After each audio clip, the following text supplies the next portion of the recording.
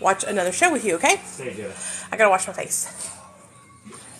Hello, hello, hello, hello, hello.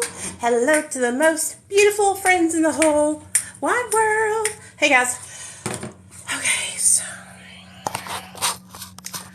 I wanted to come on here and wish my friend CiCi a happy 2 years sober because she's celebrating 2 years sober today. So I met CiCi 2 years ago, and she reached out to me for help. She was living out of her car. She was homeless, and she didn't know what to do. She wanted to get sober. So me and my friend Nick found her a place to go to treatment, and she went to treatment, and she left there. She didn't stay there, but that's not a big deal. She found another place right after that, and she got on MAT, and she started going to therapy. She started fighting for custody of her daughter back, and y'all, the rest is history. And she celebrated 2 years sober. So CiCi, if you see this live stream, I just want you to know how proud I am of you, man. For real. So, I'm just so proud of her, y'all. There you are, girl. I'm so proud of you. Happy 2 year anniversary. Happy 2 years, girl. How are you feeling? How does it feel to be 2 years sober? Can you believe you did it? I'm so freaking proud of you, dude.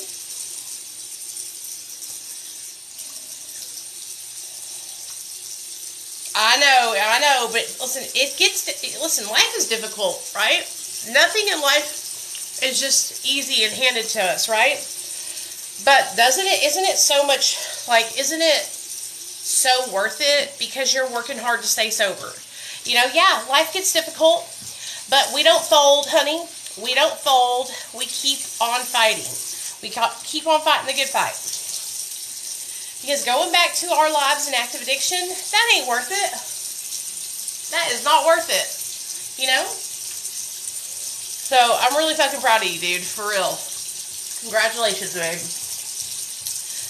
When I was just chilling at the house, I've been having a migraine all day today. And I haven't really been posting a lot. And I signed on and I saw your video because you tagged me, you know. And it really brightened my day. So, thank you for tagging me in it. And like I said, I'm so freaking proud of you, dude. So proud of you. Congratulations, for real. Keep doing the damn thing. Okay, much better.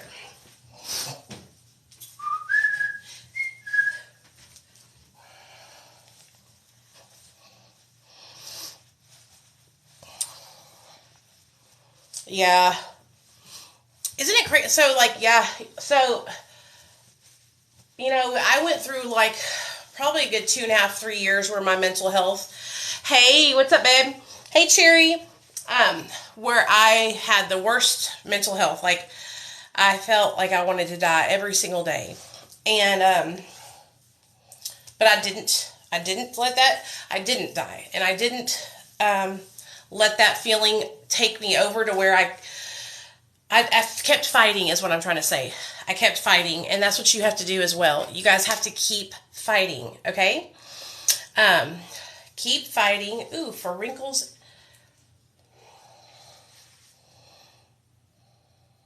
Okay, cool, for wrinkles. I'll put this on my face. Yeah, baby.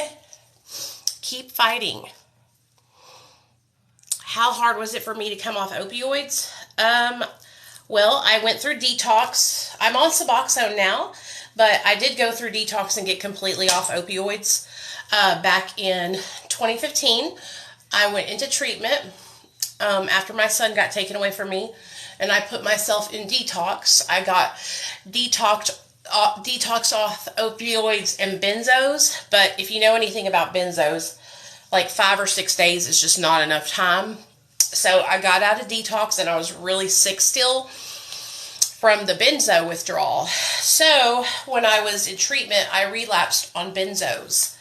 But I stayed for 30 days, got out of treatment, and was still really struggling, and I got on MAT, Suboxone.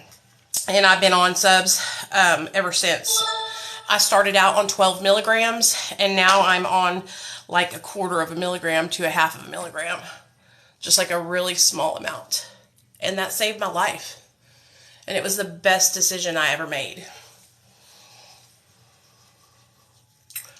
Because I was the kind of person that I kept relapsing. I would get sober, and then I would relapse. Hey, Gretchen, what's up, baby?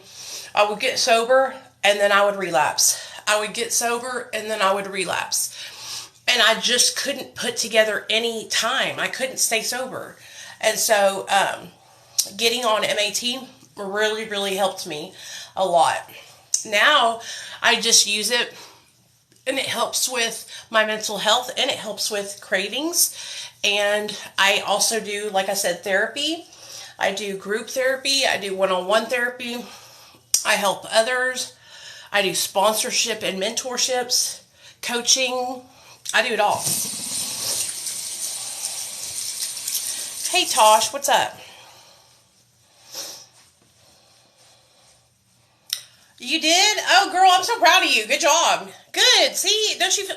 I mean, there's nothing to be ashamed of. If you need to take medication to help you with your depression or your anxiety or your mental health, whatever mental health disorder it is, or if you need to take medication because you are an addict and you need to take medication like MAT medication, there's nothing wrong with that. So like for a long time in the recovery community, the only kind of recovery that any of us were ever taught was abstinence only recovery, right? And so anybody that did anything that didn't have to do with abstinence was kind of shunned, you know? And so that's why I think it's really important for those of us who are, you know, utilizing medication and taking it as prescribed to share our stories with people, because there's more people who have to take medication than that don't take medication. There's more of us than there are of them. I promise y'all that. Hey, Tori. Exactly. I feel the same way, girl. Yeah, CiCi says my family did not want me to go on MAT, but it was my last ditch effort to save my life. And now you've got 2 years fucking sober. You know, now you have 2 years sober. So do you see what I'm saying? That's how it was for me too. Y'all, when I got on subs, I did not want to get on subs. I fucking hated the thought of it. Whenever my husband told me, he said, I'm on Suboxone, I was like, oh my God. Why would you do that? You might as well be just using drugs. I was so mad at him. I thought that he was a traitor and he was just trying. Sorry, if y'all don't know what I'm doing, I am exfoliating my lips to make them juicy and plump.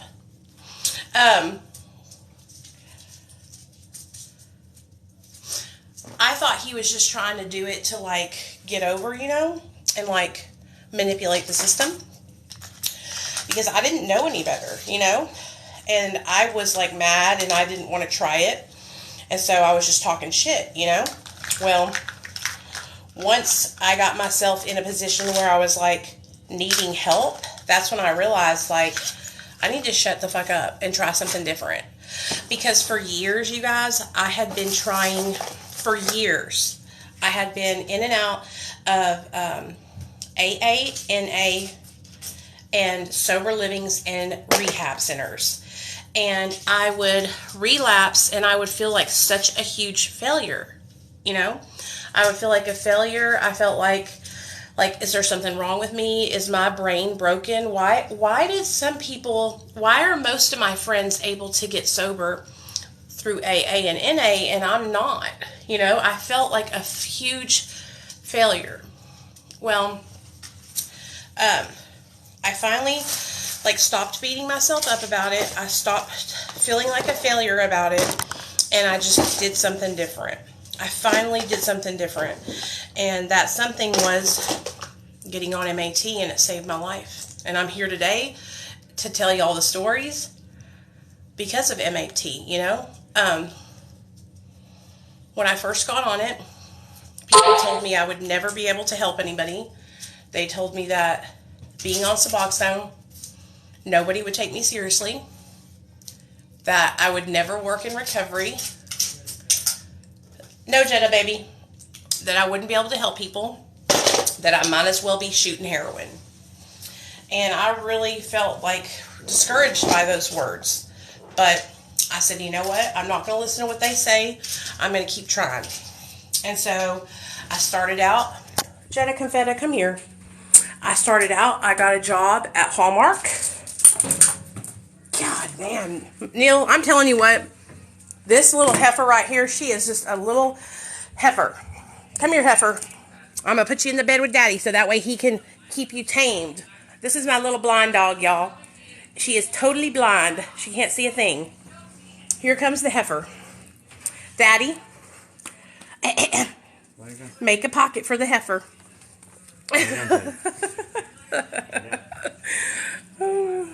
She can't help it, but she drives me insane sometimes. So, back to what I was saying. So, I just got sober. I got a job. My son was in CPS custody. And I got a job working for a sandwich shop called Nukes. And so I started working at Nukes, and I loved it there. They promoted me to the head salad maker. So I was training people on how to make salads. Bitch, I can make a salad faster than anybody. I could make salads faster than any salad maker this side of the Mississippi. Okay? So I continued on doing my thing and working there, and you know, like doing things like going to meetings, like working with my sponsor. And I remember I hit my 1 year sober, and I've told the story to you guys before, but some of you guys might not have heard it. I hit my 1 year sober, and I asked my sponsor if I could go tell my story. And she said, yeah, why don't you ask the treatment center that you graduated from if you can tell your story there. And so I called Oasis, and I was like, hey, I would really love to tell my story there. And so they said, we would love to have you. And so I told my story at Oasis, and y'all, when I tell you guys, there wasn't a dry eye up in that place. Everybody was crying, including me. And so when I left that day, I knew that I wanted to help people and tell my story and help people. So I left that day, and I went home, and another maybe 6 months, 8 months went by.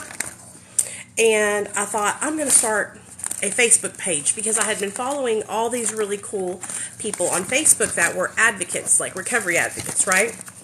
And I was like, I'm going to start a Facebook page, and I'm going to help people that way. Well, honey, they laughed me off Facebook. I remember I told my story in a group one day, and at the end of my story, I was talking about being on Suboxone. Y'all have to remember, this is around 2016, 2017. And they were laughing at me, telling me that I might as well be doing heroin, that I had no business telling my story, and to come back when I was off drugs. And I came into the bedroom where my husband was laying down, and I was upset. I was like, I'm never fucking doing social media ever again. Fuck that, you know? And then I said, probably got a couple weeks passed by, and I said, man, fuck that shit. And I started a YouTube channel. And the rest is history. I started my YouTube channel. I started going live every single day on my YouTube channel, talking about being a mom in recovery, talking about Suboxone treatment, talking about everything. And that's where Dr. B found me. That's how I got my new job that I have, you know, the job that I have now, that I've been working for the last 4 years, everything. Because I persevered. I didn't give up. When people came after me and made fun of me, I didn't give up. When people tried to cancel me 2 years ago, I didn't give up. When my YouTube channel got deleted this year, I didn't give up. I just made a new one. And that's important. That's important. Never give up. If you want something bad enough and it means enough to you and you really want to do that, you keep doing it. I literally live to help people. I love it. I enjoy it. I feel the best when I'm helping other people. You know, like that's when I feel like I'm doing what God has intended me to do. When I am helping others, when I'm sharing my experience, strength, and hope, and I'm doing recovery, that's when I feel like I'm in my purpose. You know, that's when I feel like God is telling me, that's right, girl, keep going. This is what you need to be doing. And that's when good things happen for me. Every now and then, because I'm a human being, I'll get caught up every now and then, and I'll trip up a little bit, get focused on some drama, or, be cussing somebody out over there, or over there, or whatever. But, like, I'm a human being, and that shit happens, All I have to do is refocus, get recentered, and then I'm back at it, And that's what I've been doing. Today I've been focusing on getting myself recentered and refocused, and, getting some things situated over on my YouTube channel and my Patreon, and it's going good now. Me and my husband were just, I have two things I want to talk about. The submarine. First of all, you couldn't pay me enough money to go down there in that submarine, y'all. I would be so scared because you can't get out unless somebody lets you out from the outside. What if an emergency happened? I hope and pray that they find those people. Number 2, have you guys seen the Netflix documentary called Taking Care of Maya? You have to see it. It's about CPS and how fucked up they are. Okay, it's about CPS and this pediatrician who basically said that this mother had Munchausen by proxy. And Netflix, yes, it's called Taking Care of Maya, Maya. And spoiler alert, they take this girl away from her parents, and they only allow the dad to see her, and they say the mom has Munchausen by proxy. The mom wants to see her daughter. They go to court. She's like, can I please hug my daughter? And the judge says no. The mom goes home and kills herself. And it shows exactly how corrupt CPS is. It shows how corrupt these hospitals and these doctors are, and how they will go to any lengths to basically like dangle your kid in front of you like a carrot, saying you can't see him.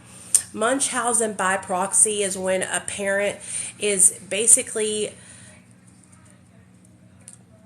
getting their kids sick, telling their kid that they're sick, having them get like surgeries, having them have like taking medications that they shouldn't be taking, because it's like an invisible they say they have an illness, they don't really have it, and they're going from doctor to doctor and getting treatments for this illness. But this girl, she really did have this illness. And it was proven that she had the illness. And what was wrong was the doctors were upset because her mother was advocating for her to get ketamine infusions for her pain. And so they didn't agree with the amount of ketamine that the doctor was giving her, the young girl. And so they started like fighting about it and saying that the mom had Munchausen's by proxy. You got to watch it. If you guys are super passionate, like I am, about fuck CPS, then you guys got to go watch it. It's called, like I said, Taking Care of Maya, and it was really good. My husband even cried. We were both crying watching it. Hunil. Mm-hmm. It was really good. And listen, I do believe that there are parents out there who don't take care of their kids and who are not good parents, but like, this wasn't that kind of situation, Oh, hey, Mercedes. Absolutely, girl. We'll definitely pray for you. Okay, CiCi, I love you. Happy 2 years. I'm just really fucking proud of you. I hope you know that. It's on Netflix. You guys will cry, and it will make you so mad. So, at the end of the show, they finally tell us that the family is suing like CPS and the hospital and all that, and their court date is this year in September. It's really fucked up, though. You guys have to watch it. It's really messed up. And the mother was from another country. There was like a, when somebody's from another country and English isn't their first language, there can be like a language barrier and stuff like that. And so the mom was just really passionate about making sure that her daughter was receiving the care that she deserved, Oh, really? Oh, you watched it, Beachy Ashley?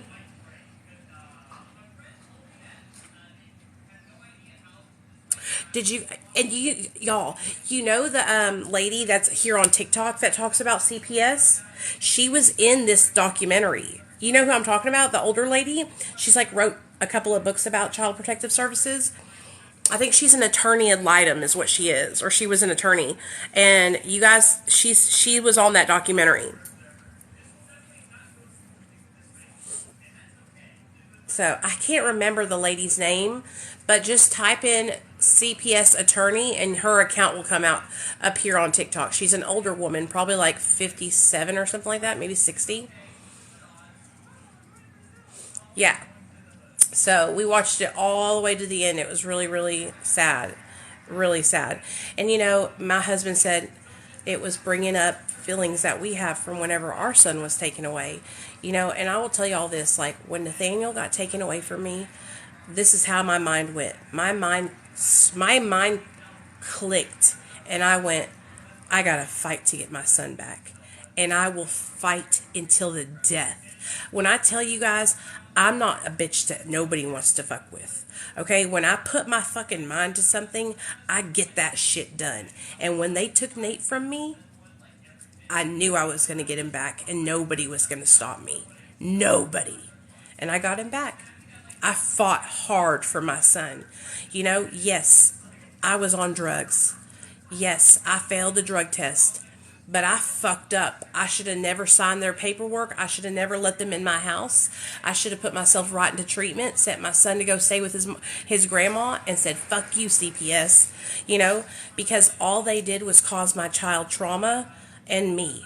When I tell you guys, I have PTSD so bad from CPS, when somebody knocks on my door, my heart drops down into my stomach. Okay? Anytime. Anytime. I actually put a video on my YouTube channel about the debilitating PTSD I have from CPS. It was 2 days before my son's first birthday when he got taken away from me. You are? You'll love it, Wendy. You're going to cry. So get the fucking paper. Get the napkins, honey. Get the napkins. You're going to cry. It makes me really emotional, you guys, because my son has anxiety. And I know CPS had nowhere for my son to go when they took him. They put my son in a fucking respite home, okay, with like 15 other babies. They had no home to place him in. I begged them, please let my son go with his grandma and grandpa. They have their own house. They're well off. They have money. They'll take care of him. They said that Nate's grandma and grandpa were too old. And the only reason why they said that was because they didn't want my son. They wanted money. They wanted to put my son in foster care. What CPS worker takes a baby that is less than a year old and places that baby with strangers opposed to family members? Not one that has your baby's best interest at heart. That's for fucking sure. And guess what happened to that dumb bitch? Right after she took my kid away, the dumb bitch caseworker quit her fucking job. Quit her fucking job. What? Like, I couldn't believe it. A week and a half after they took my son, she quit. They gave me a new caseworker. Her name was Kawachi. I'll never forget the woman, because she's a friend of mine. She was a good woman. She had been through the system herself, and the reason why she worked for CPS was because she wanted to help other kids not have to go through the foster system like she did. She was a black woman. She had been through the system. She knew how fucking shitty it was, and she was there to help me and my husband. Kawachi, yeah. She fucking had our back, and she helped us fight to get our son back. And I'll never forget her, ever. And you know what? After our case was closed, about a year later, she quit her fucking job. What's wrong? My stomach's upset. Oh, okay. She quit her job, you know?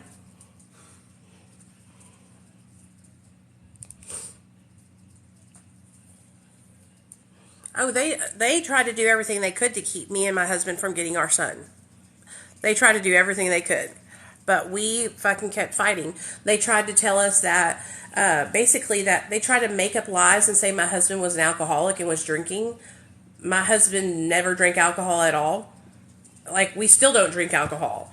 Remember that? Mm-hmm. All of a sudden, out of nowhere, they said, she asked him a question about drinking alcohol, and my husband said, because he's a smart aleck, well, even if I did, alcohol is legal, and he doesn't drink, but he was being a smart ass, and that bitch tore into him talking about, oh, so you're an alcoholic, so you're drinking.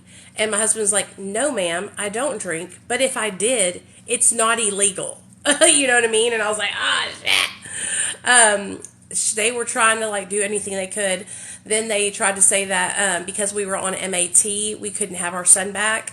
And I remember I was pissed as a motherfucker. So we went to the our Suboxone doctor and got like the therapist and the fucking nurse to come to court with us next time and like talk on our behalf about how, because we were like, honestly, you guys, when we first started at the clinic, we were some of the most well-behaved, did everything they asked us to do, did all of our therapy, never failed a drug test clients in that whole fucking program.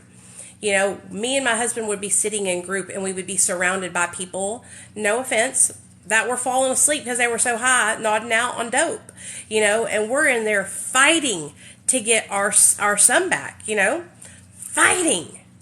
And so it was hard. It was triggering as fuck, dude. It was hard. But me and Neil, we fought really hard, and Neil was working really hard. Were you working overnight still then? No, you got your job at the jewelry store. Yeah. He was working at the jewelry store, and I was working at Nuke's, and I didn't have no vehicle, so I had to walk everywhere I went. And his mom would help me, like, when I like had to go far away, she would help me and give me rides, and his dad would too. But like we lived right. Like, I could walk to my job. We lived just down the street from where I worked, so if I had to walk, I could walk, you know. But we made it happen. We made it happen. I didn't have a car for the first 3 years of my sobriety, baby.